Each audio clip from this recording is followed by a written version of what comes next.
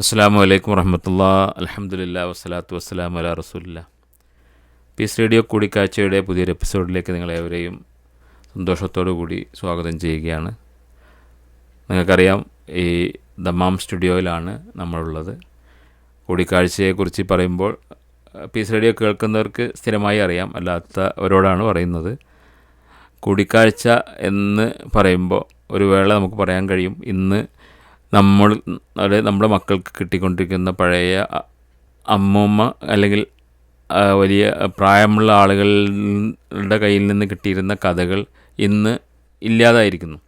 അല്ലെങ്കിൽ അനുഭവങ്ങൾ അറിയാനുള്ള സംവിധാനങ്ങളില്ല, കാരണം എല്ലാവരും തിരക്കിലാണ്. അപ്പോൾ ഈ കൂടിക്കാഴ്ചയിലൂടെ നമുക്ക് ഇത്തരം ചില കാര്യങ്ങളാണ് നിങ്ങളിലേക്ക് എത്തിക്കുന്നത്. പഴയകാല ആളുകളുടെ ഓർമ്മകൾ, അവരുടെ അനുഭവങ്ങൾ. അപ്പോൾ അതിൽ കഴിഞ്ഞ എപ്പിസോഡുകളിലൊക്കെ വന്നതനുസരിച്ച് നോക്കുമ്പോൾ ഒരുപാട് ഫീഡ്ബാക്കുകൾ വന്നിട്ടുള്ളത്, പ്രത്യേകിച്ച് മിഡിൽ ഈസ്റ്റിൽ നിന്നൊക്കെ വരുന്ന ഈ കൂടിക്കാഴ്ച പ്രോഗ്രാമുകളിൽ നിന്നൊക്കെ നമുക്ക് കിട്ടുന്ന ഫീഡ്ബാക്കുകൾ യുവജനങ്ങളുടേതാണ്. കാരണം അവർക്ക് ഈ പണ്ട് കാലത്ത് സൗദി അറേബ്യ എങ്ങനെയായിരുന്നു, അവിടെയുള്ള ജീവിത രീതി എങ്ങനെയായിരുന്നു ഒക്കെ അറിയാനുള്ളൊരു മാർഗം കൂടിയായിട്ടാണ് ഈ ഒരു പ്രോഗ്രാം നിങ്ങളിലേക്ക് എത്തിക്കുന്നത്. ഈ ഒരു പ്രോഗ്രാമിലേക്ക് നിങ്ങളെ ഏവരെയും സന്തോഷത്തോടു കൂടി ഒരിക്കൽ കൂടി സ്വാഗതം ചെയ്യുകയാണ്. ഇന്നത്തെ ഈ ഒരു പ്രോഗ്രാമിൽ നമ്മുടെ അതിഥിയായി എത്തിയിട്ടുള്ളത് ബഹുമാന്യനായ ഹുസൈൻ അസൈനാറാണ്. അദ്ദേഹത്തെയും ഞാൻ ഈ ഒരു പ്രോഗ്രാമിലേക്ക് വളരെ സന്തോഷത്തോടു കൂടി പീസ് റേഡിയോ മാനേജ്മെൻറ്റിന് വേണ്ടി നിങ്ങളെ സ്വാഗതം ചെയ്യുന്നു, ശ്രോതാക്കൾക്ക് വേണ്ടി നിങ്ങളെ സ്വാഗതം ചെയ്യുന്നു. ഇൻഷാ അല്ലാഹ് നമുക്ക് റേഡിയോയുടെ ഒരു പരിമിതിക്കുള്ളിൽ നിന്നുകൊണ്ട് നിങ്ങളുടെ ഒരു സൗദി അറേബ്യയിലുള്ള കുറച്ച് അനുഭവങ്ങൾ ആണ് നമുക്ക് കിട്ടേണ്ടത്. അതിലേക്കാണ് നിങ്ങളുടെ ശ്രദ്ധ ക്ഷണിക്കുന്നത്. ആദ്യമായി നിങ്ങളെ ഒന്ന് പരിചയപ്പെടുത്തുക, എവിടെയാണ്, എന്താണ് എന്നുള്ളത്. അസ്സലാമു അലൈക്കും വറഹ്മത്തുള്ളാഹി വബറകാതുഹു. എൻ്റെ സ്വദേശം മലപ്പുറം കൊണ്ടോട്ടിക്കടുത്ത് ഒഴുകൂർ എന്ന ദേശമാണ്. ഏകദേശം 3 കിലോമീറ്റർ അകലെയാണ് കൊണ്ടോട്ടിയിൽ നിന്ന്. ഒഴുകൂർ വലിയ ഒരു ചുറ്റളവുള്ള സ്ഥലമായ സ്ഥിതിക്ക് തന്നെ പൊതുവേ ജനങ്ങൾക്കൊന്നും അറിയാൻ സാധ്യതയില്ലെങ്കിൽ തന്നെ ഞങ്ങൾ ഒരുപാട് പ്രതിഭകളുള്ള സ്ഥലമാണ്. ഞങ്ങളുടെ നാട്ടിൽ അൽഹംദുലില്ലാഹ് നമ്മുടെ ജില്ലാ കളക്ടർ അബൂബക്കർ സിദ്ദീഖ്, അതേമാതിരി തന്നെ ഇപ്പോൾ ഈയിടെയായിട്ട് പൈലറ്റ് ലൈസൻസ് കരസ്ഥമാക്കിയ മറിയം വനിത, അവരും ഒക്കെ പഠിച്ച് ഞങ്ങളുടെ സ്കൂളിലാണ്. അപ്പോൾ പ്രാഥമിക വിദ്യാഭ്യാസമൊക്കെ ഞങ്ങളുടെ നാട്ടിൽ തന്നെ ഞങ്ങൾക്കെല്ലാം കിട്ടിയിട്ടുണ്ട്. LP മുതൽ ഹൈസ്കൂൾ വരെ പഠനം ഒഴുകൂർ തന്നെയുണ്ട്. അപ്പോൾ ഒഴുകൂർക്കാരനായ ഹുസൈൻ അസൈനാർ സാഹിബാണ് നമ്മുടെ കൂടെ ഉള്ളത്. അദ്ദേഹത്തിൻ്റെ സൗദി വിശേഷങ്ങളിലേക്ക് നമുക്ക് വരാം. ഈ ഒരു അതിന് മുന്നേ ഒഴുകൂരിലുണ്ടായിരുന്ന ഒരു ചെറുപ്രായത്തിലുള്ള ഹസൈനാർ അല്ലെങ്കിൽ ഹുസൈൻ സാഹിബിന് എന്താണ് ഗൾഫിലേക്ക് വരാനുള്ളൊരു പ്രേരണ? സൗദി അറേബ്യയിലേക്കാണോ ആദ്യം വന്നത്, അതോ ഗൾഫിലേക്ക് വരാനുള്ള പ്രേരണ ഒന്ന് അറിഞ്ഞാൽ നന്നായിരുന്നു. പ്രത്യേകിച്ച് അങ്ങനെയൊന്നുമില്ല. ഞാൻ ആക്ച്വലി 10ാം ക്ലാസ് കഴിഞ്ഞു, പിന്നെ പ്രീ-ഡിഗ്രി EMA കോളേജ് കൊണ്ടോട്ടിയിലായിരുന്നു. അത് കഴിഞ്ഞ് പിന്നൊന്നും ചിന്തിച്ചില്ല. നേരെ 86 SLC കഴിഞ്ഞു. 88 നവംബർ 27 ജിദ്ദയിലേക്ക് വരുന്നത്. ഒരു പ്ലസ് ടു കാരൻ. പക്ഷേ അന്ന് തുടർന്ന് പഠിക്കണമെന്നോ അങ്ങനെ ചിന്തിച്ചില്ലായിരുന്നു. വേണ്ടപ്പെട്ടവരൊക്കെ ഗൾഫിലാണ്. അപ്പോൾ ആ ഒരു ഫീലിങ്ങിൽ ഗൾഫ് പോരെന്നുള്ള ഒരു മെൻറ്റാലിറ്റിയിൽ നാട്ടിൽ നിന്ന് ഇറങ്ങി തിരിക്കുകയും അതിന് പേരൻസ് സപ്പോർട്ട് ഉണ്ടായിരുന്നു ചെറിയ തോതിൽ. അങ്ങനെ ജിദ്ദയിലാണ് ആദ്യം വന്നിറങ്ങുന്നത്. അങ്ങനെ ജിദ്ദയിൽ വന്നിറങ്ങി ചെറിയ പ്രായത്തിൽ തന്നെ ജോലി അന്വേഷിച്ചു കിട്ടുക പോലെ ബുദ്ധിമുട്ടാണ്. കാരണം ഇന്ന് ജോലിയൊക്കെ ഉണ്ടെങ്കിൽ തന്നെ ഞാൻ വിസിറ്റ് വിസിലായിരുന്നു. ഓക്കെ. അപ്പോൾ നമുക്കിപ്പോൾ ഇപ്പോൾ ഇത് കേൾക്കുന്ന ആളുകൾ ചെറിയ കുട്ടികളുണ്ടാവും. പീസ് റേഡിയോ എന്ന് പറഞ്ഞാൽ വിവിധ രാജ്യങ്ങളിൽ നിന്ന് വിവിധ ആളുകൾ, നമ്മളറിയാത്ത കുറേ ആളുകളാണ്. അപ്പോൾ അതിൽ കുട്ടികളുണ്ടാവാം, പ്രായമുള്ളവരുണ്ടാവാം. സൗദി അറേബ്യയിൽ 92 വന്ന ആളുകളൊക്കെ ഇത് കേൾക്കുന്നുണ്ടാവും. പക്ഷേ കുട്ടികളായ ആളുകൾ ശ്രദ്ധിക്കേണ്ട ഒരു കാര്യം, അന്ന് വന്നിരുന്ന ആ അനുഭവമല്ല ഇന്നത്തെ സൗദി അറേബ്യ. നമ്മളൊരു പ്ലസ് ടു കഴിഞ്ഞ് ഗൾഫിലേക്ക് വന്നാൽ ജോലി കിട്ടും എന്നുള്ളൊരു ധാരണ, അത് നിങ്ങൾ വന്നിട്ടുണ്ടെങ്കിൽ അത് മാറ്റണം എന്നാണ് ഈ ഒരു അവസരത്തിൽ പറയാനുള്ളത്, അല്ലേ? 100% അന്നത്തെ കാലത്ത് പ്രത്യേകിച്ച് ജോലി കിട്ടാൻ ബുദ്ധിമുട്ടില്ലായിരുന്നു. പഠിച്ചവർക്കും പഠിക്കാത്തവർക്കൊക്കെ ലക്കനുസരിച്ച് ജോലി കിട്ടിയിരുന്നു. ഇപ്പോഴങ്ങനെയല്ല. ഇപ്പോൾ പഠിച്ച് 100% ആൾ എക്സ്പേർട്ടാണെങ്കിലും ജോലി സാധ്യത കുറവാണ്. എന്നാലോ നമ്മൾ ഗൾഫിലുള്ള പ്രതീക്ഷകൾ നഷ്ടപ്പെടുന്നില്ല. ഇപ്പോഴും ചാൻസുകളുണ്ട്. അതനുസരിച്ച് നമുക്ക് ആ ഏരിയയിലേക്ക് നമുക്ക് വരാം പിന്നീട്. ഓക്കെ. അപ്പോൾ ഗൾഫിൽ വന്ന് അത് ആദ്യത്തെ ഒരു കന്യ യാത്രയാണല്ലോ ഗൾഫിലേക്കുള്ള യാത്രയും ഇവിടെ വന്നിറങ്ങിയപ്പോഴുള്ള ഒരു അനുഭവം എന്താണ് നിങ്ങളുടെ അന്നത്തെ ഒരു ഓർമ്മയിൽ?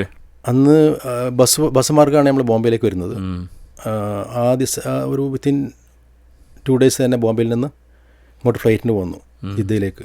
പക്ഷേ അതൊന്നും വലിയൊരു ബുദ്ധിമുട്ടായിട്ട് അന്നത്തെ കാലത്ത് തോന്നിയിട്ടില്ല. മാത്രമല്ല നമ്മൾ ടീനേജിലല്ലേ, പിന്നെ ആളുകൾ കുറേ ഉണ്ടായിരുന്നു ഇവിടെ. ജിദ്ദയിലെല്ലാവരുള്ള സ്ഥിതിക്ക് തന്നെ അതൊരു പിക്നിക്കായിട്ടാണ് ഫീൽ ചെയ്തിരിക്കുന്നത്. അല്ലാതെ ഒരു നാട്ടിൽ നിന്ന് താമസിക്കൊന്നും ഉണ്ടായില്ല. കാരണം നമ്മൾ ആ ചെറുപ്രായത്തിൽ വീട് വിടുന്നു, നാട് വന്നപ്പോൾ വേണ്ടപ്പെട്ടവരൊക്കെ ഉണ്ട്, താമസം അമ്മാൻ്റെ കൂടെ ആയിരുന്നു, ജ്യേഷ്ഠനുണ്ട്, പ്രശ്നങ്ങളൊന്നും ഇല്ലായിരുന്നു, അങ്ങനെ ഒരു ഫീലിങ്സ് ഇല്ല. പക്ഷേ ഈ പഠിക്കാത്ത സ്ഥിതിക്ക് ജോലിയുടെ ഒരു ബുദ്ധിമുട്ട്, നല്ല ജോലി പഠിച്ചവർക്ക് ജോലിയുള്ളൂ, ബിസിനസ്സുകാർ ജോലി ഇല്ലായിരുന്നു. പക്ഷേ ലക്കിലി എങ്ങനെയായിരുന്നു ആദ്യത്തെ ജോലി? ജോലി പറഞ്ഞാൽ എൻ്റെ ഒരു ഫ്രണ്ട് വഴി തന്നെ ഒരു ഓഫീസിൽ ഓൾ ഇൻ വൺ എന്ന് പറഞ്ഞ ടെലിഫോൺ ഓപ്പറേറ്റർ, കൂട്ടത്തിൽ ടൈപ്പിംഗ് ഒക്കെ അറിയാമെന്ന് ചോദിച്ചു. അറിയില്ലായിരുന്നു. പക്ഷേ എൻ്റെ ഫ്രണ്ട് വഴി 2 ദിവസം ട്രെയിനിങ് വന്നു. പക്ഷെ അന്നൊന്നും ഒന്നൊരു പഠിക്കാനുള്ളൊരു ബുദ്ധിമുട്ടായി തോന്നിയില്ല. ഒന്നും അറിയില്ലെങ്കിൽ തന്നെ പെട്ടെന്ന് പഠിക്കാനുള്ള മെൻറ്റാലിറ്റിയിൽ പഠിച്ചെടുത്തു. ടൈപ്പിംഗ്, പിന്നെ ഭാഷാ പ്രശ്നം. ഞാൻ ചോദിക്കാൻ നിൽക്കുന്നത് +2കാരനായ ഭാഷാ പ്രശ്നം ഉണ്ടായിരുന്നു വെച്ചാൽ ഉണ്ടായിരുന്നു. പക്ഷേ ഞാൻ ഒറ്റക്കായിരുന്നു അവിടെ അറബികളുടെ കൂടെ. അതുകൊണ്ട് തന്നെ എനിക്ക് തോന്നുന്നത് വളരെ പെട്ടെന്ന് ലാംഗ്വേജ് പഠിക്കാനും, അന്ന് പഠിച്ച അറബി മാത്രമേ എനിക്ക് ഇന്ന് അറിയുള്ളൂ. പക്ഷെ അത് വളരെ സ്ഫുടായി പഠിച്ചു. അതെന്നും ഒരു അസറ്റ്, ഒരു വലിയൊരു അറബി ഭാഷ നന്നായി കൈകാര്യം ചെയ്യും പറ്റും. അത് പറ്റുന്നുണ്ട്. അതാണെങ്കിൽ എനിക്ക് അറബി അറിയില്ല, അല്ലെങ്കിൽ ഞാൻ അറബിയിൽ എന്തെങ്കിലും ചോദിക്കാമായിരുന്നു. അല്ല, അങ്ങനെയല്ല. പൊതുവേ ഇപ്പോൾ ഞാൻ പിന്നെ വർക്ക് ചെയ്യുന്നത് അങ്ങനെ ഒരു സെയിൽസ് ഫീൽഡാണല്ലോ. അപ്പോൾ അറബി ഭാഷ വളരെ നിർബന്ധമാണ് ഇപ്പോൾ ഇവിടെ, പ്രത്യേകിച്ചും സൗദിയിലാകുമ്പോൾ. ആദ്യത്തെ ജോലി എവിടെയായിരുന്നു കിട്ടിയിരുന്നത്? എന്തിലായിരുന്നു ആദ്യ ജോലി തന്നെയാണ് അപ്പോഴുള്ളത്? അല്ലല്ല, ഞാൻ വരുന്നത് 88-ലാണല്ലോ. 88 നവംബറിലാണ് വരുന്നത്. അങ്ങനെ 2.5 വർഷം ജിദ്ദ ജോലി ചെയ്തു, ഈ പറഞ്ഞ ഓഫീസിൽ തന്നെ 2.5 വർഷം ജോലി. എന്തായിട്ട്? Secretary, all in one, typist, telephone operator, secretary ആയിട്ട്. പക്ഷെ അവിടെ കൂടുതൽ ആൾക്കാരൊന്നും ഇല്ലാത്ത സ്ഥിതിക്ക് തന്നെ വലിയ എക്സ്പീരിയൻസിൻ്റെ ആവശ്യമില്ല, ഒരു അഡ്ജസ്റ്റ് ചെയ്ത് പോയാൽ മതി. അന്നത്തെ കാലത്ത് അങ്ങനെ അഡ്ജസ്റ്റ് ചെയ്തുള്ള ജോലി തന്നെയായിരുന്നു. പക്ഷേ ആ സമയത്ത് ഞാൻ ഫോർച്ചുനേറ്റ്ലി ഒരു സാബുസ്കറിയ എന്ന് പറഞ്ഞ ആലപ്പുഴ ഉള്ള ആളെ പരിചയപ്പെടുകയും അദ്ദേഹം എന്നോട് പറഞ്ഞു, ഹുസൈൻ, ഈ ഫീൽഡ് ഒരു സെക്രട്ടറി ഫീൽഡ് ഒരു ഫ്യൂച്ചർ പ്ലാനിങ്ങിനെ പറ്റിയ ഫീൽഡല്ല. അന്നത്തെ കാലത്ത് ടെക്നിക്കൽ നോളജ് ഉണ്ടെങ്കിൽ എവിടെയും ജോലി കിട്ടാൻ സുഖമായിരുന്നു. അദ്ദേഹം വർക്ക് ചെയ്യുന്ന റിയാദോസ് ജെറൈസിലായിരുന്നു. അദ്ദേഹം പറഞ്ഞു, എന്തുകൊണ്ട് ഹുസൈൻ ഫീൽഡ് മാറിക്കൂടാ? പക്ഷെ എനിക്കത് ചിന്തിക്കാൻ പറ്റില്ലായിരുന്നു. പക്ഷേ അദ്ദേഹത്തിൻ്റെ നിർബന്ധപ്രകാരം അദ്ദേഹം വന്ന് എൻ്റെ ഓഫീസിൽ വന്നിട്ട് ഈ മെഷീനെ പറ്റി പഠിപ്പിക്കുകയും, പിന്നെ അവരുടെ നിർബന്ധപ്രകാരം തന്നെ ഞാൻ 2.5 വർഷത്തിനുള്ളിൽ ജോലി പുറത്തിറങ്ങിയിട്ട് 6 മാസം അവരെ കൂടെ ജിദ്ദയിൽ നിന്ന് ട്രെയിനിങ് എടുത്തു. ടെക്നിക്കൽ ഇൻഫർമേഷൻസ് അവിടെ പഠിച്ചെടുത്തിട്ട് ബാക്കി ഒന്നും കൂടി സ്ഥിരപ്പെടുത്താൻ വേണ്ടി ബോംബെയിലേക്ക് പഠിക്കാൻ പോകണം, പിന്നെ 2ാമത് പഠനത്തിലേക്ക്. ഇവിടെ ഇത് കേൾക്കുന്ന, അതായത് ജോലി അന്വേഷിക്കുന്ന ചെറുപ്പക്കാരോടാണ് പറയാനുള്ളത്, ഇന്ന് നമുക്ക് എല്ലാവിധ സൗകര്യങ്ങളുണ്ട്. ഒരു നാടിനെക്കുറിച്ച് അറിയാനും ആ നാട്ടിലുള്ള ജോലി സാധ്യതകളെ കുറിച്ച് അറിയാനും കരിയർ ഡെവലപ്മെൻറ്റ് കോഴ്സുകൾ ഓൺലൈനായിട്ടും ഓഫ്ലൈനായിട്ടും കുറേ കോഴ്സുകളുള്ള ഒരു അവസ്ഥയിൽ അതൊന്നും ഇല്ലാതെ ഇവിടെ വന്നതിന് ശേഷം ജോലിക്ക് വേണ്ടി നമ്മൾ സ്വയം ട്രെയിനിങ് അല്ലെങ്കിൽ സ്വയം മാറി ചിന്തിച്ച് കൊണ്ടിരുന്നൊരു കാലത്തായിരുന്നു ബഹുമാന്യനായ ഹുസൈൻ സാഹിബ് ഇവിടെ സൗദിയിലെത്തിയത്. ഇന്ന് നമുക്ക് എല്ലാ സൗകര്യങ്ങളുണ്ട്, അത് ഉപയോഗപ്പെടുത്തണം എന്ന് മാത്രമേ ഈ ഒരു അവസരത്തിൽ പറയാനുള്ളൂ. അല്ലാതെ ഇന്നത്തെ കാലത്ത് നമുക്ക് പറഞ്ഞു തരാനും മറ്റൊക്കെ ആൾക്കാരുണ്ട്. അന്ന് അതിനെപ്പറ്റി ഒന്നും പറഞ്ഞു തരാൻ ആളില്ലായിരുന്നു. പക്ഷെ എനിക്ക് എൻ്റെ ഫ്രണ്ട് വഴി എൻ്റെ സഹോദര തുല്യനായ സാബു, അദ്ദേഹം ഏത് നാട്ടുകാരനായിരുന്നു? ഇപ്പോഴും അവരെ പറ്റി പറയുമ്പോൾ എനിക്ക് ഭയങ്കര സങ്കടകര, സുഖമില്ല ഇപ്പോൾ അവർക്ക്. അവരുടെ അസുഖം ബഹ്റൈനിൽ പോയിരുന്നു ഞാൻ ഈയിടെയായിട്ട്. ഇത് പോയി കണ്ടിരുന്നു, പുള്ളി നാട്ടിൽ പോയിട്ടുണ്ട്. കാരണം അത്ര വലിയൊരു ആത്മബന്ധമായിരുന്നു അല്ലേ? 100%. എന്തായാലും അദ്ദേഹത്തിൻ്റെ അസുഖം പെട്ടെന്ന് മാറി യഥാർത്ഥ ജീവിതത്തിലേക്ക് വരട്ടെ എന്ന് വലിയ എന്ന് പറഞ്ഞാൽ വളരെ ഹെൽപ്ഫുള്ളായിരുന്നു അന്നും ഇന്നും എന്നും. ഇപ്പോഴും അവരോട് ഞാൻ അവരെ വീട്ടിൽ പോകലുണ്ട്, അവരെ വീട്ടുകാരുടെ വീട്ടിൽ വല്ലുണ്ട്, മലപ്പുറത്ത് വല്ലുണ്ട്, അവരുടെ ഫാദറുള്ള സമയത്തൊക്കെ. ഇപ്പോൾ ഫാദർ മരിച്ചുപോയി. പക്ഷെ ഇപ്പോൾ അവരെ വീട് ഇവിടെ ബഹ്റൈനിൽ ഞങ്ങളെ കുടുംബപരമായിട്ട് എല്ലാ 6 മാസം കൂടുമ്പോഴും പോകും, ബന്ധങ്ങൾ കീപ്പ് ചെയ്യുന്നുണ്ട്. അദ്ദേഹം ബഹ്റൈനിലാണല്ലേ? അത് ബഹ്റൈനിലുള്ളത്. പക്ഷെ അവരെന്നെ പഠിക്കുന്ന സമയത്ത് ബോംബെയിൽ ഏകദേശം ഭീമായ സംഖ്യ തന്നതിനെ സഹായിച്ചു, എന്നെ പഠിപ്പിക്കാനൊക്കെ. ബോംബെയിലേക്ക് ഇവിടുന്ന് പഠനത്തിന് വേണ്ടി മാത്രം പോയി? അതെ, പഠനത്തിന് പോയി. പക്ഷെ അവരുടെ ബ്രദേഴ്സിനെയും പഠിപ്പിക്കണം എന്ന് ആഗ്രഹം ഉണ്ടായിരുന്നു. അപ്പോൾ അതേ ഫീൽഡിൽ തന്നെ പഠിപ്പിക്കാനുള്ള അന്ന് ഇൻസ്റ്റിറ്റ്യൂട്ടില്ല. ബോംബെയിൽ എവിടെ എന്തായിരുന്നു ബോംബെയിൽ, എങ്ങനെയായിരുന്നു ബോംബെയിലത്തെ പഠനമോ കാര്യങ്ങളൊക്കെ? ഇവിടുന്ന് ഞാൻ ടെക്നിക്കൽ ഇൻഫർമേഷനൊക്കെ ഇവിടുന്ന് പഠിച്ചതിന് ശേഷം ബോംബെയിൽ പോകുന്നു. പക്ഷേ ഇതിന് ഇൻസ്റ്റിറ്റ്യൂട്ടില്ല പഠിപ്പിക്കുന്നത് അന്നത്തെ കാലത്ത്. എന്തിൻ്റെ പഠനം? ടൈപ്പിസ്റ്റോ? അല്ല, ഫോട്ടോകോപ്പി മെഷീൻ, ഫാക്സ് മെഷീൻ്റെ ടെക്നീഷ്യനായി വർക്ക് ചെയ്യുന്നു. പക്ഷേ അതിന് ടെക്നിക്കൽ ഇൻസ്റ്റിറ്റ്യൂട്ട് എന്നില്ല.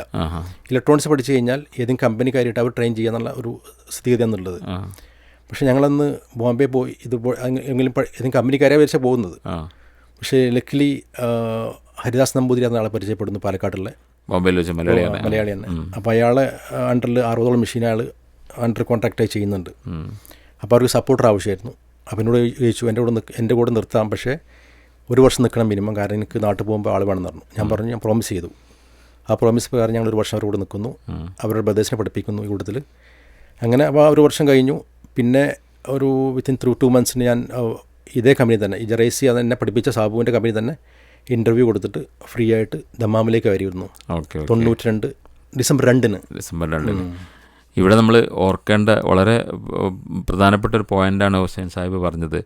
അതായത് ഏതോ ഒരു നാട്ടിൽ കിടക്കുന്ന ഒരു ക്രിസ്ത്യനായ സാബു എന്ന ഒരു സഹോദരനും സഹോദരന്, പിന്നെ അത് മാത്രമല്ല, ബോംബെയിൽ നിന്നപ്പോൾ പാലക്കാട്ടുകാരനായ ഹരിദാസ് നമ്പൂതിരി, ഒറ്റപ്പാലം പാലക്കാടുള്ള ഹുസൈൻ എന്നൊരു മുസ്ലിം, ഇവരൊക്കെ ഒരു ഐക്യം വളരെ. അവരുടെ വീട്ടിലെ താമസിച്ചിരുന്നാണ്, ഈ ഹരിദാസിൻ്റെ വീട്ടിൽ താമസിച്ചിരുന്നു. അവിടെ ഡോംപൂലിൻ്റെ സ്ഥലത്ത് ഫുള്ള് നമ്പൂതിരിമാരാണ്. പക്ഷെ അടുത്ത വീട്ടിലേക്കൊന്നും അറിയില്ല ഞാൻ ഏതാണെന്ന്. റിയലി ഒരു നമ്പൂതിരിയുടെ വീട്ടിലായിരുന്നു താമസം. 2-3 ദിവസം താമസിച്ചു. പിന്നെ റൂം തിരഞ്ഞു കിട്ടി. പക്ഷേ അതൊക്കെ ഒരു ഭയങ്കര മതസൗഹാർദ്ദത്തിൻ്റെ അന്ന് ഇന്നും ഇപ്പോഴും എൻ്റെ ഫ്രണ്ട്ഷിപ്പ് എന്ന് പറഞ്ഞാൽ ഇപ്പോഴും അന്നും ഇന്നും അതേ രീതി തന്നെയാണ്. നമ്മളെ മക്കളെയും അതിനെ മുന്നോട്ട് കൊണ്ടുപോകുന്നത്. എല്ലാവർക്കും എല്ലാ മതത്തിലുള്ള ഫ്രണ്ട്സുകളുണ്ട്. പക്ഷേ അതൊന്നും ഈ മതവും മറ്റൊക്കെ നമ്മളെ പേഴ്സണൽ കാര്യങ്ങളല്ലേ. മറ്റു നമ്മൾ ഇന്ത്യയിൽ അല്ല, അത് നിർത്തേണ്ട സ്ഥലത്ത് നിർത്തണം. അല്ലാത്ത സ്ഥലങ്ങളിൽ നമുക്ക് ഇഷ്ടം പോലെ യോജിക്കേണ്ട സ്ഥലങ്ങളിൽ യോജിച്ചിട്ട് വേണം മുന്നോട്ട് പോകാൻ. മാക്സിമം നമുക്ക് യോജിക്കാൻ പറ്റുന്ന സ്ഥലങ്ങളെ. അതെ അത്രേ ഉണ്ടാവുള്ളൂ. എന്തായാലും അവർക്ക് ഈ ഒരു അവസ്ഥയിൽ ബോംബെയിൽ നിന്ന് പിന്നെ ട്രെയിനിങ് കഴിഞ്ഞ് വീണ്ടും ജറൈസി എന്ന കമ്പനിയിലേക്ക് വന്നു. ലക്കിലി ഈ സാബു വർക്ക് ചെയ്ത് അതേ കമ്പനി തന്നെ ഇൻ്റർവ്യൂ ചെയ്തിട്ട് ഫ്രീ ആയിട്ട് കാര്യം പോന്നു. എന്തായിരുന്നു ജോലി? ഇപ്പോൾ ടെക്നീഷ്യനായിട്ട് ഞാൻ 1992 മുതൽ 2011 വരെ ഫോട്ടോകോപ്പി ടെക്നീഷ്യനായി ജോലി ചെയ്തു. അതിൽ ഒരുപാട് പഠന രീതിയിൽ പിന്നെയും പഠിക്കേണ്ടി വന്നു. എങ്ങനെ? സ്റ്റാർട്ടിങ്ങിൽ ആനലോഗ് മെഷീനായിരുന്നു, പിന്നെ അത് ഡിജിറ്റൽ മെഷീനായി മാറിയപ്പോൾ അത് കമ്പ്യൂട്ടർ കണക്ടിവിറ്റി വന്നു. അപ്പോൾ കമ്പ്യൂട്ടർ പഠിക്കാത്തവർക്ക് പിടിച്ചിക്കാൻ പറ്റാത്ത സ്ഥിതിയായി പോയി. അങ്ങനെ ഞാൻ 98 പിന്നെയും നാട്ടിൽ പോകുന്നു. 6 മാസം നെറ്റ്വർക്കും കമ്പ്യൂട്ടർ ബേസിക് പഠിച്ചിട്ട് തിരിച്ചു വരുന്നു. അതുകൊണ്ട് തന്നെ പിടിച്ചാൻ കഴിഞ്ഞു, മറ്റേ പിടിച്ചിക്കാൻ പറ്റില്ലായിരുന്നു. ഇവിടെയും നമുക്ക് വലിയൊരു പാഠമുണ്ട്. നമ്മൾ ഏതൊരു ജോലിക്ക് കയറിയാലും നമ്മൾ കാലത്തിനനുസരിച്ച് അപ്ഡേറ്റ് ചെയ്തുകൊണ്ടിരിക്കണം. നമുക്ക് വേണ്ട ട്രെയിനിങ് അതൊക്കെ പിന്നെ സമയത്തിനനുസരിച്ചിട്ട് മാറ്റങ്ങൾ അല്ല, നമ്മൾ മാറണം. അന്ന് കമ്പനി തരുമായിരുന്നു ട്രെയിനിങ്. നമുക്ക് ഓൺലൈൻ എക്സാംസ് ഉണ്ട്. ഞാൻ റിക്കോ സർട്ടിഫൈഡ് ആണ്. പക്ഷേ എന്നിരുന്നാലും ഈ നെറ്റ്വർക്കിംഗ് മറ്റൊക്കെ നമ്മൾ സ്വന്തമായി പഠിച്ചെടുക്കാൻ കഴിഞ്ഞാൽ നമ്മൾ മുന്നോട്ട് പറയുന്നത് മനസ്സിലാവില്ലല്ലോ. അപ്പോൾ ഞാനത് വിചാരിച്ചു പഠിക്കുന്ന നല്ല രീതിയിലായി വിളിച്ചിട്ട് ഞാൻ തിരിച്ചിട്ട് 6 മാസം കമ്പനി ലീവ് ചോദിച്ചു. ലീവ് എടുത്തിട്ട് 6 മാസം കോഴിക്കോട് പോയിട്ട് നെറ്റ്വർക്കിംഗ് പഠിച്ചു, തിരിച്ചു വരുന്നു. അപ്പോൾ അപ്പോഴേക്ക് ഈ +2 കാരൻ പിന്നെ തനിച്ചായിരുന്നു, മാരീഡ്, കല്യാണമൊക്കെ കഴിഞ്ഞിരുന്നോ? അതോ? അല്ല, കല്യാണം കഴിയുന്നത് 97 അതിപ്പോൾ ഇവിടെ വന്നതിന് ശേഷമാണ് കല്യാണം കഴിയുന്നത്. കഴിഞ്ഞ ഉടനെ തന്നെ ഇങ്ങോട്ട് ഷിഫ്റ്റ് ചെയ്യുന്ന ഫാമിലിയായിട്ട്. കുടുംബമൊക്കെ എത്ര മക്കളാണ്? മക്കളെ കുറിച്ച് മക്കൾ അൽഹംദുലില്ലാ എനിക്ക് 3 പേരുണ്ട്. 2 ആൺമക്കളും ഒരു പെൺകുട്ടിയാണുള്ളത്. പക്ഷേ വലിയവർ 2 മാഷാ അല്ലാഹ് വലിയ കുട്ടികളാണ്. അവർ വലിയ മകൻ ഇവിടെ, എല്ലാവരും ഇവിടെ ഉണ്ട്. മോൻ ഇവിടെ ഉണ്ട്, വർക്ക് ചെയ്യുന്നുണ്ട്. ഇപ്പോൾ റീസെൻ്റ്ലി വർക്കിന് ജോയിൻ ചെയ്തിട്ടുള്ളൂ, ഇപ്പോൾ വന്നിട്ടുള്ളൂ. എഡ്യൂക്കേഷൻ കഴിഞ്ഞുള്ളൂ. മോള് നാട്ടിൽ CA എൻട്രൻസ് പിന്നെ ഫൗണ്ടേഷൻ പഠിച്ചുകൊണ്ടിരിക്കുകയാണ്. പിന്നെ അൽഹംദുലില്ലാ റബ്ബിൽ ആലമീൻ 2021 ഒരു പുതിയ മോനുണ്ടായി. എനിക്ക് 51 വയസ്സായപ്പോൾ. ഓക്കെ, മാഷാ അല്ലാഹ്. എന്തായാലും പിന്നെ 92 വർഷം കാലഘട്ടത്തിലുള്ള ഒരു ജോലി സാധ്യതയെക്കുറിച്ച് ഇപ്പോൾ പിന്നെ നിങ്ങൾ പറഞ്ഞല്ലോ. ഈ അന്നത്തെ ഗൾഫുകാരുടെ ജീവിത രീതി എങ്ങനെയായിരുന്നു? ഒരു ബാച്ചിലറായിട്ട് വരുന്ന ആളുകളാണെങ്കിൽ അദ്ദേഹത്തിൻ്റെ ജീവിത രീതി എങ്ങനെയായിരുന്നു? അന്ന് പ്രത്യേകിച്ചും എല്ലാവരും ഒരു കൂടി എന്ന് പറഞ്ഞാൽ മലയാളീസും ആരാണെങ്കിലും നമ്മൾ നന്നായിട്ട് കൂടി, കാരണം എന്നൊക്കെ പൈസ കൺസെപ്റ്റ് നമ്മൾ കൂടുതൽ ശ്രദ്ധിക്കുമല്ലോ. അപ്പോൾ ഒന്ന് തന്നെ റൂമിൽ 4-5 പേര് 2-3 താമസിക്കുന്ന രീതിയായിരിക്കും ഉണ്ടാവുക. പക്ഷെ ഞാനന്ന് കമ്പനി ലൂമറായിരുന്നു. എൻ്റെ റൂംമേറ്റ് ബെന്നി ജോൺ എന്ന ഒരാളായിരുന്നു. അന്ന് നമ്മളെ കമ്പനിയായിട്ട് നമുക്ക് റൂമുകളൊക്കെ സൗകര്യമായിരുന്നു. പക്ഷെ പുറത്തൊക്കെ എല്ലാവരും വളരെ മിക്സ്ഡായിട്ട്, അന്നൊന്നും ഈ കൺസെപ്റ്റേ ഇല്ല എന്ന് പറഞ്ഞാൽ മതസൗഹാർദ്ദം കൂടുതലായിട്ട് അന്ന് എല്ലാവരും ഒരുമിച്ച് ഇപ്പോഴും ഉണ്ട്. അങ്ങനെ തന്നെ ഇപ്പോഴും ആൾക്കാർ ഇപ്പോഴും ഗൾഫുകാർ ഇപ്പം നമ്മളെ സന്ദീർ ആര് പറഞ്ഞില്ലേ, ഗൾഫിലെ ജീവിതം മൂപ്പർക്ക് ഇപ്പോഴും ഓർമ്മ വളരെ സന്തോഷ ജീവിതമാണ്. കാരണം അതൊരു അവിടെ ഗൾഫിൽ മൊത്തത്തിൽ എല്ലാവരും വളരെ സൗഹാർദ്ദത്തിലാണ് കഴിയുന്നത്. അപ്പോൾ അന്നത്തെ കാലത്ത് പിന്നെ സൗകര്യങ്ങളൊക്കെ കുറവായിരുന്നെങ്കിലും ഒരു ഒരുമ ഉള്ള ജീവിതം ഇപ്പോഴും ഉണ്ട്, ഇപ്പോഴും ഉള്ളവരുണ്ട്. പക്ഷേ ഇതൊക്കെയാണ് ഞാൻ മനസ്സിലാക്കുന്നത് ഇന്നത്തെ കാലത്ത് ജനങ്ങൾ മാറാൻ കാരണം ഇന്ന് സോഷ്യൽ മീഡിയയാണ് ഇതൊക്കെ വലുതായിട്ട് വലിച്ചു കയറി വാനോട് കാണിക്കുന്നത് കാര്യങ്ങളൊക്കെ കാണി. ഞാൻ മനസ്സിലാക്കുന്നത് നിങ്ങൾ നന്നാവണമെങ്കിൽ അതിന് മാറി നിൽക്കുക. ഇത് അതിന് മാറിയെന്നുകൊണ്ട് റിയൽ ലൈഫിലേക്ക് വരിക. അപ്പോൾ ആൾക്കാർ തമ്മിൽ ബന്ധം ഉണ്ടാകും. ഒരു 99% പ്രശ്നങ്ങളൊന്നുമില്ല, 1% ആൾക്കാരെല്ലാം ഉണ്ടാവും. പക്ഷേ അതിലേക്ക് ശ്രദ്ധിക്കണ്ട. ഇനി ഇത് അടുത്തൊരു ഏരിയ നമുക്ക് ചോദിക്കേണ്ടത് ആരോഗ്യപരമായ ഒരു ജീവിത ശൈലി. ഇപ്പോൾ നിങ്ങൾ മാഷാ അല്ലാ നിങ്ങൾ വയസ്സ് 50 മുകളിൽ 56 ആയെങ്കിലും എപ്പോഴും വളരെ ഒരു യങ്ങായി ഫീൽ ചെയ്യുന്നുണ്ട്. എന്തായിരുന്നു ഈ ഗൾഫിൽ എത്ര വർഷമായി? 92 മുതൽ അല്ലേ? അല്ല, 98 മുതൽ 2000 വരെ ഞാൻ ആരോഗ്യപരമായിട്ട് ചിന്തിക്കുന്ന ആളല്ലായിരുന്നു. വലിയ ശ്രദ്ധ കൊടുക്കില്ലായിരുന്നു. പക്ഷേ 2000 എനിക്ക് ചെറിയൊരു പ്രശ്നം തോന്നി. അപ്പോൾ അങ്ങനെ ചെക്ക് ചെയ്തപ്പോൾ എനിക്ക് ട്രൈഗ്ലിസറൈഡ് TG 150 വേണ്ടത് 750 റിസൾട്ട് കണ്ടപ്പോൾ ചെക്ക് ചെയ്തപ്പോൾ കൺഫേം ആയി. അപ്പോൾ ഒരു പേടിയായി പോയി. അപ്പോൾ ഡോക്ടർ പറഞ്ഞു റെഗുലർ എക്സസൈസ് നിർബന്ധമെന്ന് പറഞ്ഞു. അന്ന് ഇന്ന് വരെ റെഗുലറായിട്ട് രാവിലെ ഓടുന്നുണ്ട്. ഓട്ട് മാത്രമല്ല, പണ്ടേ ഞാനൊരു ദീർഘദൂര ഓട്ടക്കാരനായിരുന്നു. അപ്പോൾ ഇവിടെയും മാരത്തോൺ ഓടലുണ്ട്, നാട്ടിൽ ഓടലുണ്ട്. ഇപ്പോഴും ഒരു 5 കിലോമീറ്റർ ഓടാൻ പ്രശ്നമൊന്നുമില്ല. അപ്പോൾ ആരോഗ്യം എനിക്കുള്ളൊരു റിക്വസ്റ്റ് എല്ലാവരോടും, ഇപ്പോൾ പൈസയും വിദ്യാഭ്യാസമൊക്കെ നമുക്ക് ഉണ്ടാക്കാൻ പറ്റും. ആരോഗ്യം ഉണ്ടാക്കണമെങ്കിൽ നമ്മൾ മാക്സിമം കഴിയുന്നത്ര ഒരു അരമണിക്കൂർ 3/4 മണിക്കൂർ നിർബന്ധമായിട്ടും എക്സസൈസ് ചെയ്യാൻ ശ്രമിക്കുക. പിന്നെ ഭക്ഷണങ്ങൾ വാരി കഴിക്കാതെ എല്ലാം കഴിക്കുക, മിതമായി കഴിക്കുക. പിന്നെ എക്സസൈസും ചെയ്ത് കഴിഞ്ഞാൽ പ്രശ്നമില്ല, മുന്നോട്ട് പോകാൻ പറ്റും. മരുന്ന് കുറക്കാനുള്ള ഏറ്റവും വലിയ മാർഗ്ഗം എക്സസൈസാണ്. വളരെ നല്ലൊരു ഉപദേശമാണ് ഹുസൈൻ സാഹിബ് നമ്മളോട് പറഞ്ഞിട്ടുള്ളത്. ഈ അടുത്തൊരു ഏരിയ 92 +2 കഴിഞ്ഞതിന് ശേഷം ഇപ്പോൾ ഒരു നാട്ടിൻപുറത്തുകാരനായ ഒഴുകുകാരനായ ഹുസൈൻ സാഹിബ് ഇവിടെ വന്നതിന് ശേഷം ഏതെങ്കിലും ഇപ്പോൾ ജീവിതത്തിൽ ആവശ്യമായ ഭൗതിക വിദ്യാഭ്യാസങ്ങളൊക്കെ ആവശ്യത്തിന് ട്രെയിനിങ് കാര്യങ്ങളൊക്കെ കിട്ടി എങ്കിൽ പോലും മതപരമായ സൗദി അറേബ്യ എന്ന രാജ്യത്തെക്കുറിച്ചിട്ട് എന്താണ് നിങ്ങൾക്ക് പറയാനുള്ളത്? ഒരു മതപരമായ വിദ്യാഭ്യാസം ഇവിടെ വല്ലതും കിട്ടിയിട്ടുണ്ടോ? അതോ വന്ന അതേ നിലയിലാണോ? എങ്ങനെയാണ്? അതൊക്കെ ഒരു ടെസ്റ്റിംഗ് പോയിന്റ് എന്ന് പറഞ്ഞത് ഓരോ ഫണ്ട്സ് വഴിയുള്ള ഓരോരോ അഡ്വാൻറ്റേജാണ്. എൻ്റെ ഒരു ഫ്രണ്ട് എന്നെ ക്ഷണിക്കുകയും ഖുർആൻ ക്ലാസ് ക്ഷണിച്ചിരുന്നു. ഞാൻ ആദ്യം പോകാൻ പഠിച്ചു. പിന്നെ ഞാൻ പോയി കാര്യങ്ങൾ മനസ്സിലാക്കി. 12 വർഷം എന്ന് പറഞ്ഞാൽ 2008 മുതൽ 2020 കണ്ടിന്യൂസ് ആയി പഠിച്ചിരുന്നു. പക്ഷെ അത് നല്ല രീതിയിൽ പഠിക്കാൻ ശ്രമിച്ചുകൊണ്ട് തന്നെ ഖുർആൻ പഠിക്കും തോറും എനിക്ക് മതസൗഹാർദ്ദം കൂടാണ് വരുന്നത്, കൂടിക്കൊണ്ടിരിക്കുകയാണ്. കാരണം ഖുർആനിൽ പറഞ്ഞിട്ടുള്ളതാണ്. അതിന് ഒരു ഉദാഹരണം പറയുകയാണെങ്കിൽ, ഞാൻ എൻ്റെ ബിസിനസ് പാർട്ട്ണർമാർ എന്ന് പറഞ്ഞാൽ വലിയ ബിസിനസ്സൊന്നുമില്ല, ചില ഇൻവെസ്റ്റ്മെൻറ്റ് നടത്തലുണ്ട്. അത് ഇപ്പോഴും ഒരു മനോജ് പറഞ്ഞ ആളാണ് ഇപ്പോൾ എൻ്റെ ഒരു പാർട്ട്ണറല്ല, ഞാൻ ഇൻവെസ്റ്റ് ചെയ്യുന്നുള്ള അവരുടെ കൂടുതൽ ഒരു ബിസിനസ്സൊന്നുമില്ല, ഒരു ചെറിയ രീതി ഇൻവെസ്റ്റ് ചെയ്യുന്നു. അപ്പോൾ നമ്മൾ സാധാരണ എഴുതി വെക്കുമല്ലോ ഇത് പിന്നെ കൊടുക്കുമ്പോൾ അങ്ങനെ. അത് പിന്നെ സൂറത്തുൽ ബഖറയിൽ 252 ആയത്ത് ദൈന് ഞാൻ മുപ്പർക്ക് അയച്ചു കൊടുത്തു. കടത്തിൻ്റെ അയച്ചു കൊടുത്തു. മുപ്പര് പറഞ്ഞ് എഴുതേണ്ട ആവശ്യമില്ല പറഞ്ഞു. ഞാൻ പറഞ്ഞു അയച്ചു കൊടുത്തു. ഞാൻ പറഞ്ഞു എൻ്റെ ബദറിനോട് എഴുതുന്നതാണ്, അതിൻ്റെ കാരണം എന്താ? മുപ്പര് അന്തം വിട്ടുപോയി, ഇത് ഖുർആനിലുണ്ടോ വെച്ചിട്ട്. അപ്പോൾ അവർക്ക് അറിയില്ലായിരുന്നു ഇങ്ങനത്തെ അല്ല. അപ്പോൾ പല ഭാഗങ്ങളും നമ്മൾ ജീവിതത്തിലൂടെ കാണിച്ചു കൊടുക്കുമ്പോഴേ കാര്യം മനസ്സിലാവുള്ളൂ. എന്ന് പറഞ്ഞാൽ അത് അവർ മാത്രം നല്ലതുണ്ട്, എല്ലാ മാത്രം നല്ലതുണ്ട്. അത് നമ്മൾ നല്ല മാത്രം ഉൾക്കൊണ്ട് മുന്നോട്ട് പോയി കഴിഞ്ഞാൽ. അതെ. എങ്ങനെയായിരുന്നു നിങ്ങളുടെ പഠനം കാര്യങ്ങളൊക്കെ മുന്നോട്ട് പോയിരുന്നു? ഇവിടെ പഠിക്കാനുള്ള സൗകര്യമൊക്കെ ഉണ്ടായിരുന്നോ?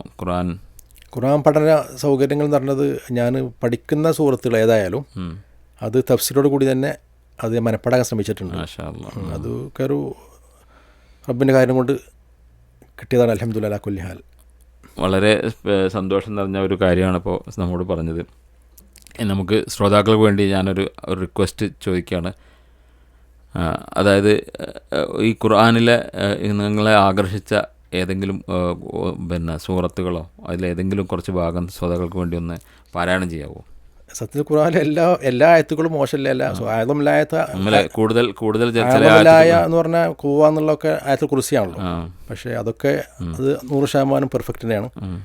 പക്ഷേ ഞാൻ പഠിച്ച സുഹൃത്തുക്കളാണ് എന്നെ കൂടുതലായിട്ട് തഫ്സീർ പഠിച്ച പുറത്ത് കൂടുതലായിട്ട് എന്നെ അട്രാക്ട് ചെയ്തത്. അതിൽ എസ്പെഷ്യലി ഇബാദുർ റഹ്മാൻ്റെ ഒന്ന് ചെറുതായിട്ട് 17 ആയത്തുകൾ വളരെ നമ്മളെ ഒരു സാധാരണക്കാരന്, ഒരു കാരുണ്യവാൻ്റെ അടിമക്ക് ജീവിക്കാനുള്ള എല്ലാവിധ A to Z പോയിൻറ്റ്സ് ആ 17 ആയത്തിൽ പറഞ്ഞിട്ടുണ്ട്. എൻ്റെ അഭിപ്രായത്തിൽ അത് മാത്രം മുന്നോട്ട് നമ്മൾ ഫോളോ ചെയ്ത് പോയി കഴിഞ്ഞാൽ 100% മതസൗഹാർദ്ദം വർദ്ധിപ്പിക്കാനും കൂടുതൽ ചിലവുകൾ കുറച്ച് ജീവിക്കാനും നമ്മൾ ഇനി നമ്മളെ ഉപകാരപ്പെടുന്ന ജീവിക്കാനും കൂട്ടത്തിൽ നമ്മൾ പബ്ലിക്കിൻ്റെ നടക്കുമ്പം നമ്മൾ വളരെ തായ്മയോടുകൂടി നടക്കാനും ഭൂമിയിൽ വളരെ തായ്മയോട് നടക്കാനും കൂട്ടത്തിൽ ഏറ്റവും വലിയൊരു പ്ലസ് പോയിൻ്റ് വളരെ അതിരിവിട്ട് ജീവിച്ച ആൾക്കാർക്ക് വളരെ പ്രതീക്ഷയേക്കുന്ന ഒരു ആയത്തയിലുണ്ട്. എന്ന് പറഞ്ഞാൽ നിങ്ങൾ ചെയ്ത തെറ്റുകളൊക്കെ നിങ്ങൾക്ക് എന്തത് ഹസനത്തായി മാറ്റപ്പെടും. നിങ്ങൾ അതിനകത്ത് തോപ് ചെയ്ത് മുന്നോട്ട് ജീവിച്ചു കഴിഞ്ഞാൽ. അപ്പോൾ അതൊക്കെ നമ്മളെ മാനസികമായിട്ട് എന്ന് പറഞ്ഞാൽ ഒരു മോട്ടിവേഷനാണ്. ഇത് ആർക്കും പഠിക്കാനും അതിനനുസരിച്ച് ജീവിക്കാനും മോട്ടിവേഷൻ ആയത്തുകളൊക്കെ. എത്ര മോശമായി ജീവിച്ച ആൾക്കാർക്കും അത് പിന്നെ നന്നായി ജീവിക്കാനുള്ളൊരു അവസരം 100% അത് അതോടുകൂടി അവർക്കത് ആ പ്രതീക്ഷ വളരെ പ്രതീക്ഷയാണ് കൊടുക്കുന്നത്. അത് ഭയങ്കര ഒരു ഫീൽ ചെയ്ത ആയത്തുകളൊക്കെ. സ്റ്റാർട്ടിങ്ങിൽ ഇബാദുർ റഹ്മാൻ 2-3 ആയത്ത് ഓതാം. അഊദു ബില്ലാഹി മിനശ് ശൈത്വാനിർ റജീം. ബിസ്മില്ലാഹിർ റഹ്മാനിർ റഹീം. تبارك الذي جعل في السماء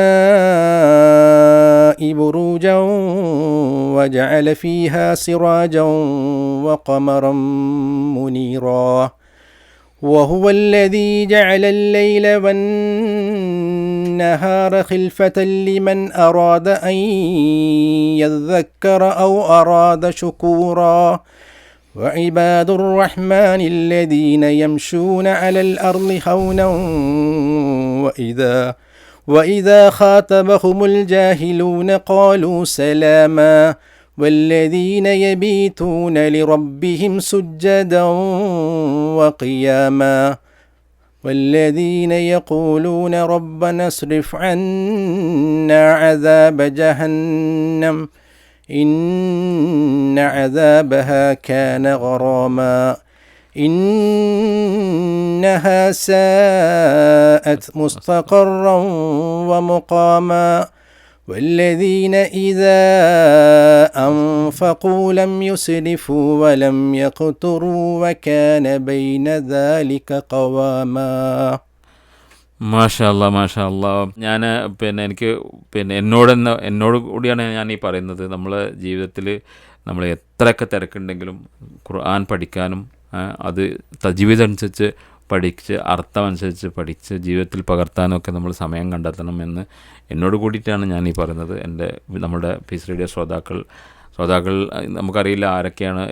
പഠിക്കുന്നവരുണ്ടാവാം, പഠിച്ചവരുണ്ടാവാം, പഠിക്കാൻ അവസരം കിട്ടാത്തവരുണ്ടാവാം. ഈ ഒരു അവസരത്തിൽ എനിക്ക് പറയാനുള്ളത്, പീസ് റേഡിയോ എന്ന സംവിധാനം ഇങ്ങനെ ഖുർആൻ പഠിക്കാനുള്ള ഒട്ടനവധി അവസരങ്ങളാണ് പീസ് റേഡിയോ ഒതുക്കുന്നത്. ഈ ഒരു സ്റ്റുഡിയോയിൽ നിന്നുകൊണ്ട് തന്നെ നമ്മുടെ അബ്ദുൽ ജബ്ബാർ അബ്ദുള്ള മദീനി നയിക്കുന്ന അന്നൂർ ഖുർആൻ പാഠ്യപദ്ധതി അതൊക്കെ നമുക്ക് പീസ് റേഡിയോ വഴി കേൾക്കാനുള്ള അവസരമുണ്ട്. അതിൽ ഏറ്റവും ലേറ്റസ്റ്റായിട്ട് ഇപ്പോൾ അതിൻ്റെ അടുത്ത മോഡ്യൂൾ വരുന്നത് അതിൽ കുറച്ചും പഠിക്കാനുള്ള എല്ലാവിധ സൗകര്യങ്ങളും, അത് നമുക്കതിൻ്റെ നോട്ട്സ് ഒക്കെ കിട്ടുന്ന രീതിയിലുള്ള എല്ലാ സംവിധാനങ്ങളുണ്ട്. ഇനി ആരെങ്കിലും അങ്ങനെ ഖുർആൻ പഠിക്കാത്തവരുണ്ടെങ്കിൽ പീസ് റേഡിയോയുമായി ബന്ധപ്പെടാം, നിങ്ങൾക്ക് കോഴ്സിൽ ചേരാം. ഇതുവരെ പഠിച്ചതും പുറമെ ഇനി വരുന്ന ക്ലാസ്സുകൾ കേൾക്കാം. ഇതുവരെ പഠിച്ച ക്ലാസ്സുകൾ കേൾക്കണമെന്നുണ്ടെങ്കിൽ അതിനുള്ള സംവിധാനം നമ്മൾ ഇൻഷാ അല്ലാഹ് ഒരുക്കിത്തരാം. ഇത് അന്നൂർ ഖുർആൻ പാഠ്യപദ്ധതി. അത് അതിവിശാലമായിട്ടുള്ള ഒരുപാട് ഒരു 1-2 ആയത്തുകൾ മാത്രം എടുത്ത് ഓരോ ദിവസം എടുത്ത് അങ്ങനെ ആഴ്ചയിൽ 3 ദിവസമാണ് അതിൻ്റെ സംപ്രേഷണം. അതിന് പുറമെ ഖുർആൻ വളരെ കുറഞ്ഞ രീതിയിൽ വലിയൊരു വിശദീകരണമില്ലാതെ ഹൃദയവസന്തം എന്ന ഒരു പ്രോഗ്രാമും പീസ് റേഡിയോയിലുണ്ട്. പീസ് റേഡിയോ എന്നതിൽ ഒരു സ്റ്റേഷൻ തന്നെ, ഖുർആനിന് മാത്രമായിട്ടൊരു സ്റ്റേഷനുണ്ട്. അവിടെ നിങ്ങൾക്ക് വിവിധ കാര്യങ്ങളുടെ ഖുർആൻ പാരായണം കേൾക്കാം, തജ്വീദ് പഠിക്കാം, എല്ലാവിധ സംവിധാനങ്ങളും ഉണ്ട് എന്ന് ഞാൻ ഹുസൈൻ സാഹിബിൻ്റെ ഈ ഒരു ഖുർആൻ പാരായണം കേട്ടപ്പോൾ നിങ്ങളോടും കൂടെ എന്നോടും എന്ന പോലെ നിങ്ങളോടും കൂടി പറയുകയാണ്. ഈ ഒരു അവസരത്തിൽ വളരെ സന്തോഷമുണ്ട്. ഈ കൂടുതൽ പറയുകയാണെങ്കിൽ ഇവിടുത്തെ ദമാമിൽ തന്നെ ഇപ്പം ഞങ്ങളെ തജ്വീദ് പഠിപ്പിച്ചത് താഹിർ ഉസ്താദാണ്, താഹിർ മൗലവിയാണ്. പക്ഷേ ഞങ്ങൾ പഠിപ്പിക്കുന്ന ഭാഗം തന്നെ ഓതി കളിപ്പിച്ചിട്ട് തിരുത്തി തരും. കൂട്ടത്തിൽ നമ്മുടെ റിയാൻ മസ്ജിദിൽ എല്ലാ ഈ സ്കൂളിൻ്റെ അടവ് സമയത്തും തജീദ് പഠിപ്പിക്കുന്ന അലിഫ് ബ 2-3 ഒരുപാട് സ്റ്റേജ് ഉണ്ട് അവിടെ. അപ്പോൾ അങ്ങനെ അവിടെ അലിഫ് ബ പഠിക്കാനും 2 സ്റ്റേജ് പാസ്സാകാനും കഴിഞ്ഞിട്ടുണ്ട്. അതും ഈ താഹിർ ഉസ്താദാണ് മെയിൻ.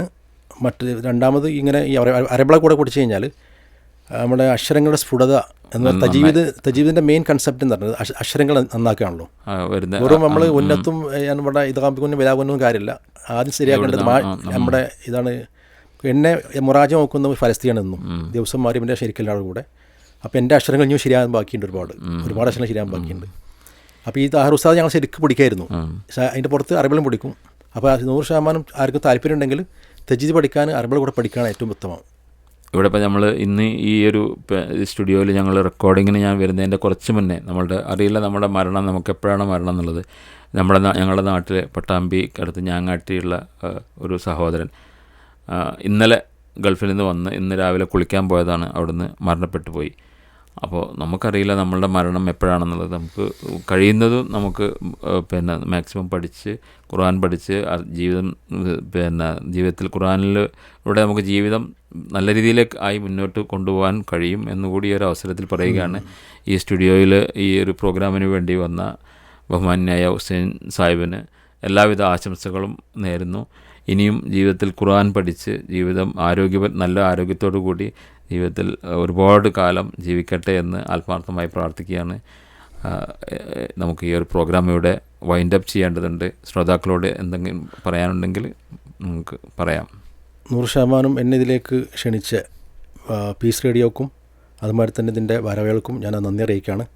കൂട്ടർ റബ്ബിനോട് വളരെ ഏറ്റവും കൂടുതൽ റബ്ബിന് നന്ദി പറയാൻ കാരണം എന്താ, ഇത് ഞാനിതിനൊന്നും അറിയാതുള്ള ആളല്ല. ഇതിനേക്കാളും ഒത്തിരി അറിയാതുള്ള ആൾക്കാർ ഇവിടെ തന്നെ സൗദിയിലുണ്ട്.